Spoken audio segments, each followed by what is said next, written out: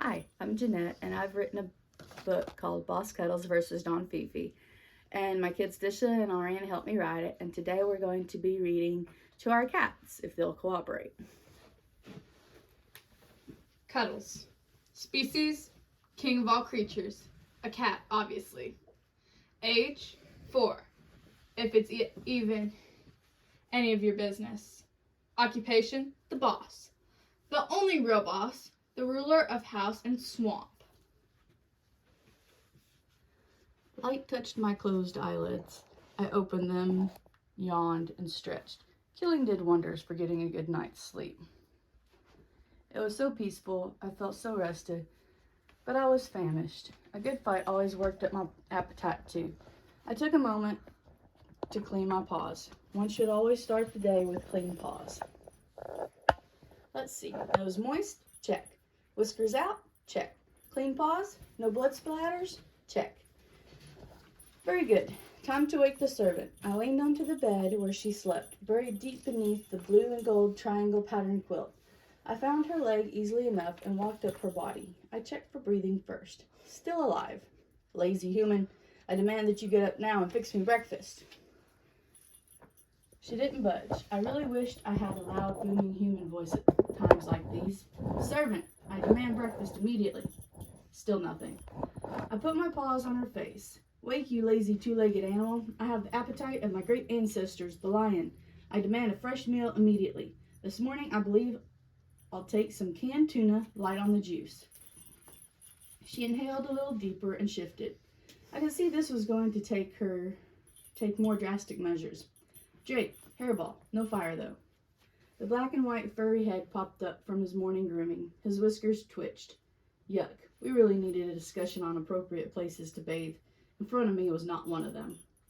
He hopped onto the bed, light as a dust bunny. It was eerie, really, the way such a fluff bucket could be so quiet and land so gently. But then again, this was one of the skills that made him so handy to keep around. He looked innocent and dopey enough that most human and animal alike underestimated him. He was almost like a secret weapon. That is, when I could get him to focus long enough. One hairball coming right up. With that, he commenced to heave, hack, and cough. I loosed one of my claws and let it sink through the quilt. It wasn't deep enough to scratch her, but it was enough to let her know I was there. The quilt stirred, the body beneath it shifted. Very good. You may return to your bath, I said, dismissing Drake. Anytime, boss. This is my favorite part of the day, he said with a smile and twitch of his whiskers. He leaped off the bed just as lightly as he jumped up. Uh-oh, Cuddles, not again. My human servant groaned and flopped her head back on the pillow.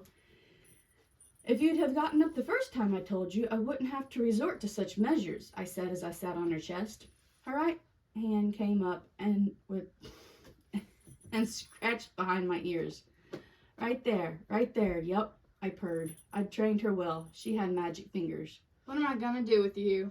She asked. I refused to answer. It wasn't like she could understand me. Time's up, let's go. I turned and gently nipped at her hand, careful not to draw blood or leave a mark, but she understood all the same. I took my rightful place and led the procession into the kitchen where our bowls sat empty. Snickers is waiting for her morning briefing, Drake whispered as soon as the human servant poured our food and walked away. I'll be there shortly, just a few quick bites. What's the status on Popper? He's still here. I think we'll need to arrange a transport home. He's in pretty rough shape. You know, birds and their wings, Drake reported. Shame, he's a good scout. We'll need to get another pair of eyes up when Popper's down. Got another? Sorry, boss. My contacts here are limited. Very well. I guess it's time to meet with Snickers. Keep an eye on Popper for me. We wouldn't want the human to find our secret room with him in it.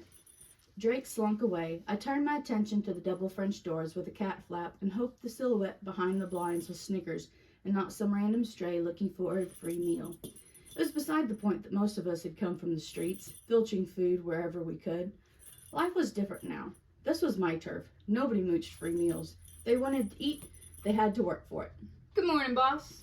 Good morning, Snickers. Walk with me. It was dangerous speaking so close to the house. There were always too many eyes everywhere. Everything quiet after that little incident last night? Yes, ma'am. I'm pretty sure Popper got that swamp punk Greg pretty good. I didn't see him when I checked the park this morning. I figured they're laying low, nursing their wounds. How's Popper? Drake says he'll need transportation to get home. Contact Gracie and see if she can get something arranged. I want to keep it on the lowdown so it doesn't get back to Fifi. He doesn't need to know our best eyes are temporarily down. I stopped. Did you hear that? I heard something, but... We froze as we heard it again. Human, go get out of here. Contact Gracie and let me know later, I said, turning and bounding back into the house before we were caught together. Did you have a nice morning walk? My human servant asked when she saw me sitting in the kitchen chair a few minutes later. She reached down and began to scratch that spot behind my ears again. The involuntary purring started no matter how much I tried to stop it. Drake's laughter echoed down the hall. I swear I was going to kill that cat one day. Shut it, you cackling canary, I yelled at him as my servant moved into the kitchen and poured herself a cup of coffee. I don't know you had it in you to purr, boss. Drake flopped into the floor, still laughing. It's against my nature, I can promise you that. If I had a switch I could turn it off and on with, I'd break it so there was no on. It's okay to be a cat, boss. It's a sign of weakness. It makes people think you appreciate their unwanted attention. I do not need attention. I am my own animal. I require no one. Well, if you don't require anyone, I'll just be going then. The idiot stood and stretched.